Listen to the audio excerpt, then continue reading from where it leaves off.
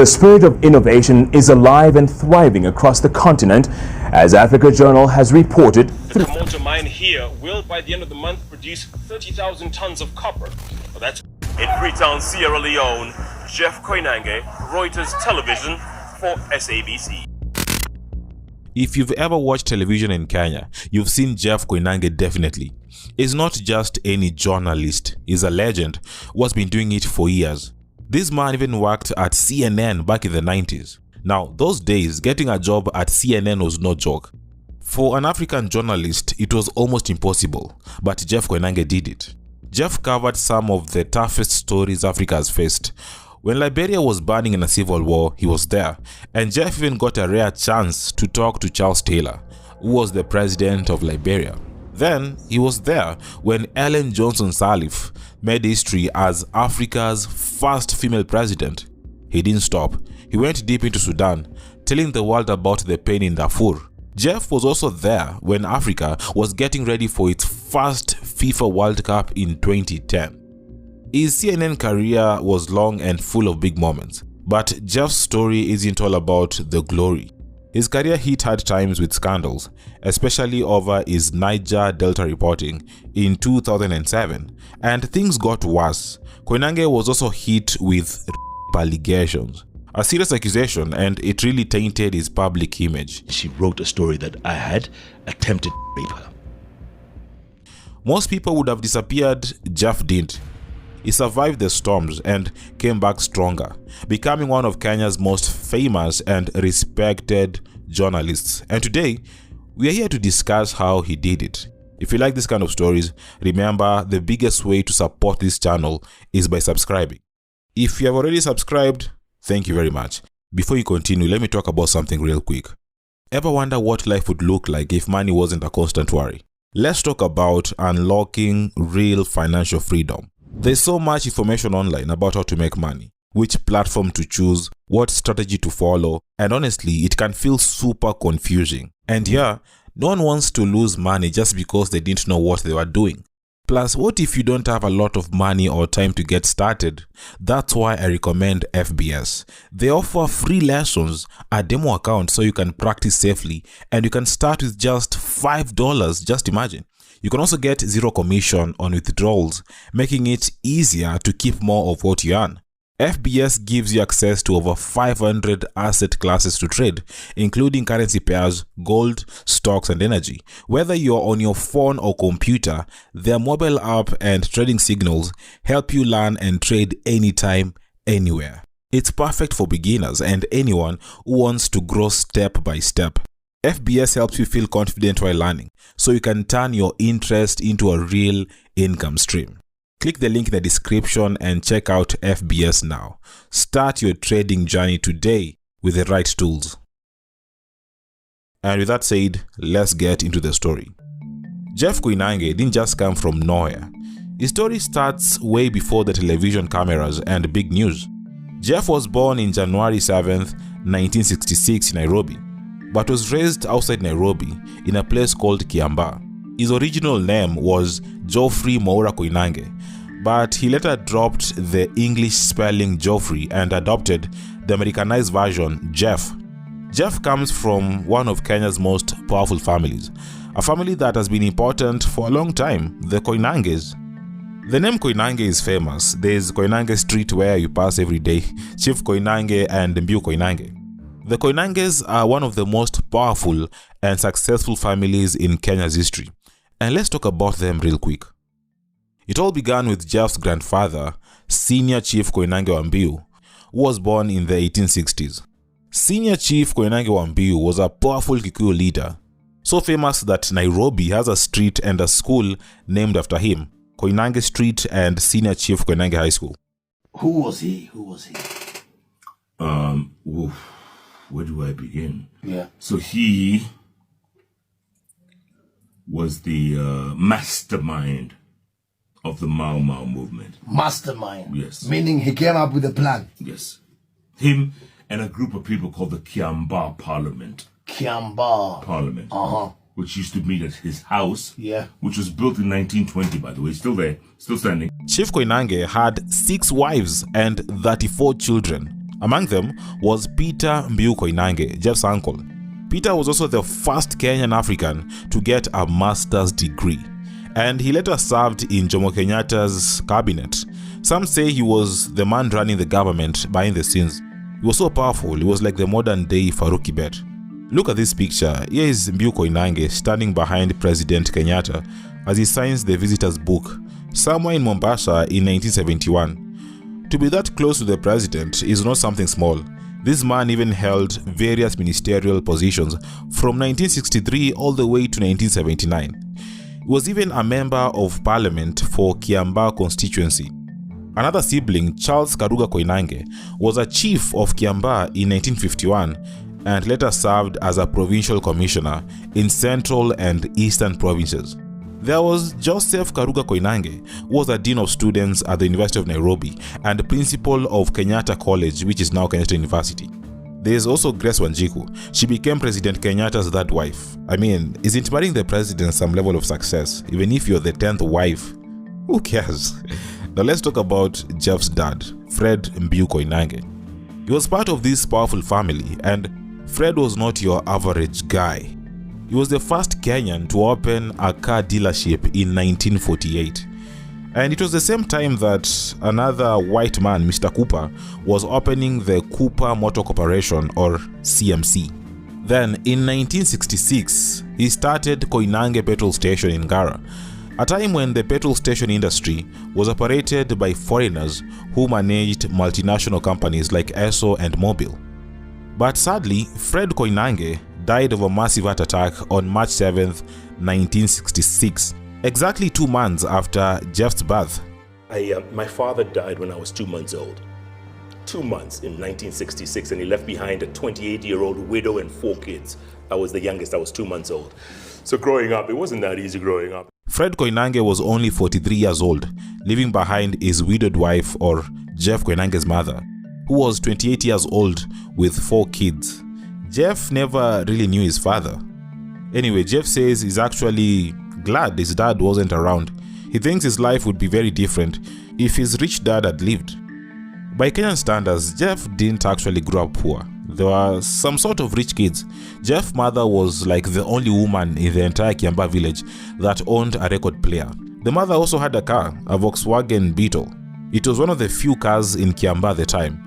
Another sign that you're rich back in the day was a television, and they had it. But the other reports that claim that Jeff was raised in a pretty normal household, they were not rich. But come on, have you seen those videos where Jeff tries mayai pasua or tilapia for the first time in 2025? Makes you wonder, was his life really that normal? Anyway, talking about school, Jeff attended St. Mary's High School in Nairobi, completing his A levels in 1984. But after high school, his mother had no money, so Jeff had to look for a job. I needed a job, any job, to support my mother and save to help get into college. That was my ultimate goal. So I got a temporary job at a place called Bankers Trust Overseas Representatives Incorporated. They called it Bitori at the time.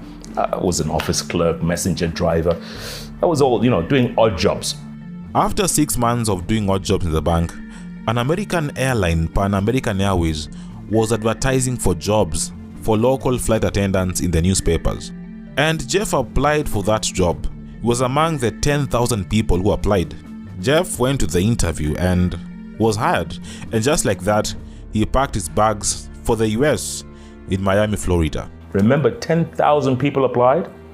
I had been selected as one of 40 flight attendants to undergo training at Pan Am's Flight Academy in Miami, Florida. For 18 months, Jeff worked for Pan American Airways from February 1986 all the way to June 1987. And besides just working, Jeff had something unique, his voice, and he used to make announcements in the flight. Good evening, ladies and gentlemen. Welcome aboard Pan American, Clipper flight number 088 from Nairobi, Kenya, with continuing services to Lagos, Monrovia, Dakar, New York. Now here's the exciting part. Every time the passengers in that flight heard Jeff making the flight announcements, they insisted that he should try journalism because he was so good. And they said, listen, kid, because I was 19, 20 years old. They said, listen, kid, you need to do something with that voice, man. You got a talent and you don't even know it. One day you're going to make money from it. And I laughed. I said, but listen, I'm just joking. I'm just having fun. But Jeff was hesitant, he was not sure, but eventually, Jeff went back to school to study journalism. Jeff enrolled into Kingsborough Community College in Brooklyn, New York in 1987 to study broadcast technology and management. Now, while at Kingsborough, Jeff was working odd jobs including at fast foods for survival as a student, but despite the struggle, he managed to score straight A's, becoming one of the only 2 students out of the 5,000 in 1989 with the highest grade. This won him a scholarship at the prestigious New York University and joined as a third-year student. There, he earned a degree in broadcast journalism. Before Jeff Koinange was a big deal on CNN, he had to start somewhere. That somewhere was KTN, Kenya's first real independent TV station. Now, at KTN, he learned a lot of things and got a taste of what the news reporting looks like in Kenya. Around the same time, he also worked at Reuters television between 1995 and 2001. Welcome to the last Africa Journal of 1997. The spirit of innovation is alive and thriving across the continent, as Africa Journal has reported throughout the year. But before that, Jeff worked as a producer at NBC News in 1984, and also before that at ABC News from 1991 all the way to 1992. But the defining moment of his career came in the early 2000s when he joined CNN as the Africa correspondent. Back then, getting into CNN was nearly impossible, especially for an African. But Jeff Koinange did it, and he wasn't employed because he was black. No, he had a strong CV from Reuters, NBC, ABC. He had the experience, he was a professional. Now, a great journalist, they say, knows how to explain the world with facts, emotions, and bold storytelling. They ask tough questions, chase uncomfortable truths, and sometimes they even become part of the very story they are telling. And that was Jeff Koinange. He was intentional, and above all, he was passionate.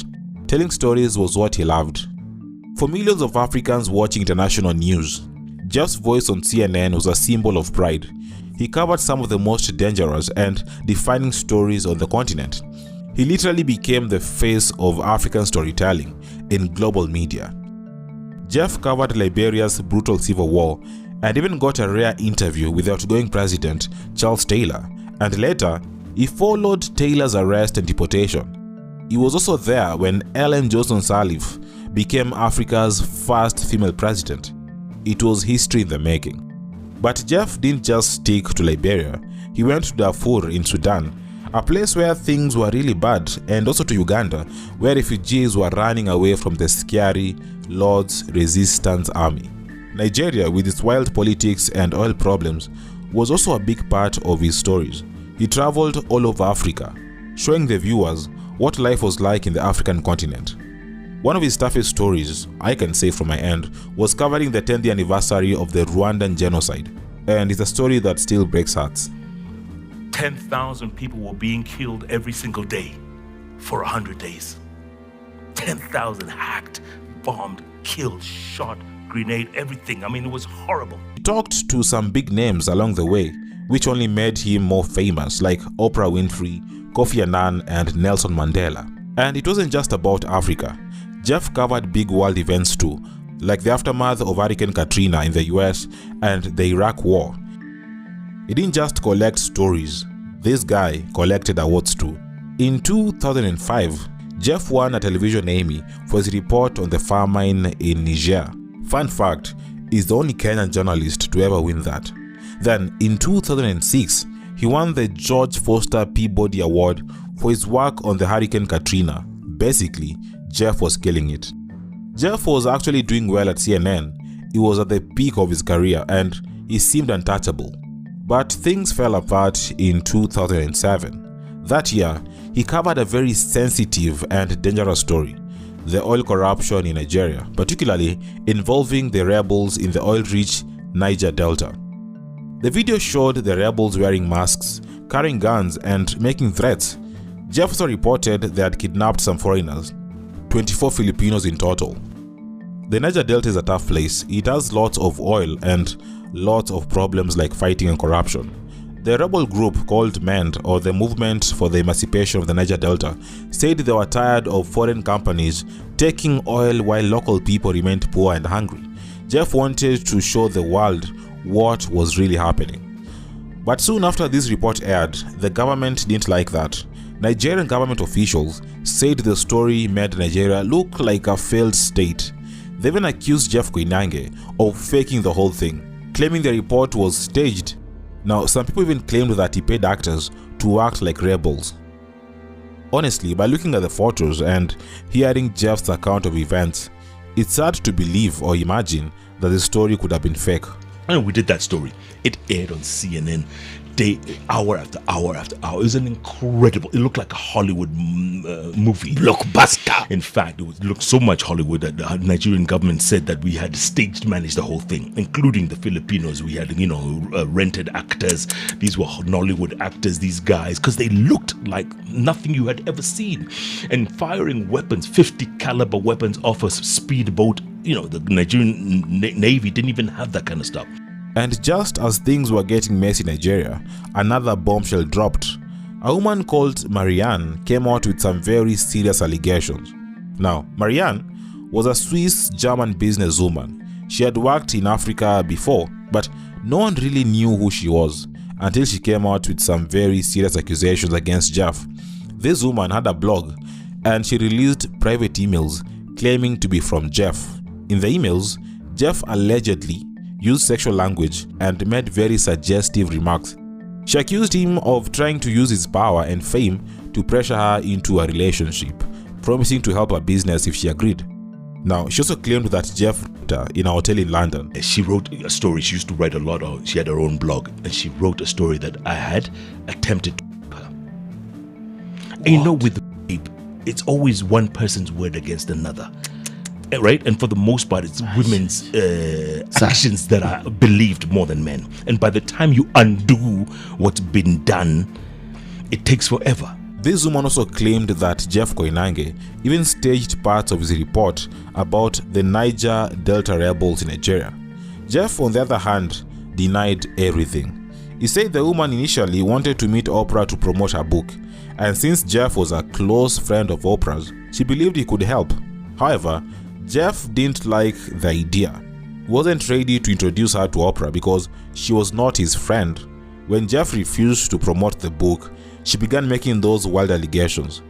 But the story made many people start to doubt Jeff Koinange. Remember, this was in the early 2000s. There was hardly any social media. Social media was not that active, so it was hard for someone to defend themselves or explain their side. Once a bad story came out, people believed it, and it was hard to change their minds. CNN was in a tough spot, dealing with both their fake story problem and these serious accusations, and because of all that, CNN fired Jeff Koinange in May 2007. And what CNN had a problem with is that, the Nigerians, was that the story was one-sided. We didn't get Nigerian point of view, which we had gone to Abuja, flown there, and waited 5 days to get a comment from the government. And with these kinds of stories, you can't wait. No. This is exclusive stuff. It was a very sad moment for Jeff Koinange. It was painful. He had worked for CNN for 6 years, but all that was gone. And remember, he was going to the worst places, reporting with dedication, but in the end, he was fired because of some false allegations. And I did it with dedication, and I loved what I did. I just didn't go to a story because of the salary or the paycheck at the end of the month. I did it because I loved it, and I gave my all. And when you see the dangers in the places we went, and we could have been killed so many times over. I feel like a cat sometimes with 9 lives because I loved what I did. So yes, I felt extremely betrayed. I felt my world had come to an end, and I said, you know what? What do you do when you fall off a horse and you're on the ground and you're covered in dust? I said, you roll over, you dust yourself off, you get back on the damn horse, keep riding. Yeah. And that's why I started writing. When he got fired, he went back to Kenya and he was starting again. He joined a small TV station called K24. It wasn't a big channel yet, but they gave Jeff Koinange a chance to start afresh, and Jeff didn't waste it. He made a simple show called Capital Talk on the Bench. No fancy stuff, just a wooden bench, one guest, one camera, and real talks. On the award-winning station, K24, where we are, yes indeed, even in times of never giving up or ever holding a grudge, we still all Kenyan. All the time. Jeff changed completely. It was a rebrand for sure. He was now not chasing stories in war zones or dangerous places. He switched to having both simple and deep conversations on the bench. Thankfully, the bench was peaceful, so his life was not in danger. The show became popular fast. It became one of the most watched shows in Kenya. Kenyans loved Jeff Koinange. They still do. Jeff's calm way of asking questions and talking made people listen. He got politicians, stars, and activists on the show. He interviewed almost all the big personalities in Kenya. The late Chris Kirubi, Esther Passaris, Inspector Mwala, Red Sun, PLO Lumumba, the late Wangari Maathai, and even went to Uganda to interview the youthful president Yoweri Museveni. And in case you didn't know, he interviewed the fastest man in the world, Usain Bolt. Bit by bit, Koinange fixed his reputation and reclaimed his place in the media spotlight. By the late 2010s, Jeff Koinange became a dominant voice in Kenyan media. After a few solid years at K24, Jeff's career kept climbing. It didn't just stay small, it jumped to bigger stations like KTN and then the giant Citizen Television. At KTN, Jeff launched Jeff Koinange Live or JKL, but the show was discontinued in 2016 following a controversial incident during a live broadcast involving a guest's inappropriate comment. He was hosting Miguna and Esther Passaris. Despite the show's end on KTN, Jeff Koinange continued his broadcasting career. In February 2017, he began hosting a new version of the show, JKL, on Citizen Television. And yes, it's one of the most watched shows on Kenyan television. And it's a mix of everything: political debates, celebrity interviews, heated arguments, and even emotional stories. Besides television, Jeff is also on radio. He has a show on Hot 96 featuring Patrick Igunja. The show is called The Hot Breakfast, which is one of the biggest morning shows in Kenya. And even before Igunja, Jeff has done the show with other great people like Professor Amo, Jalango, and Nico Thiambo. In addition to this morning show, Jeff also runs a show dedicated to country music called Smoking Country on Hot. And in an era where attention is currency, Jeff's ability to remain relevant is impressive. And from these videos or even his interactions on television, you can tell Jeff is not as bad as portrayed by that woman, and I know no one even remembers the scandals.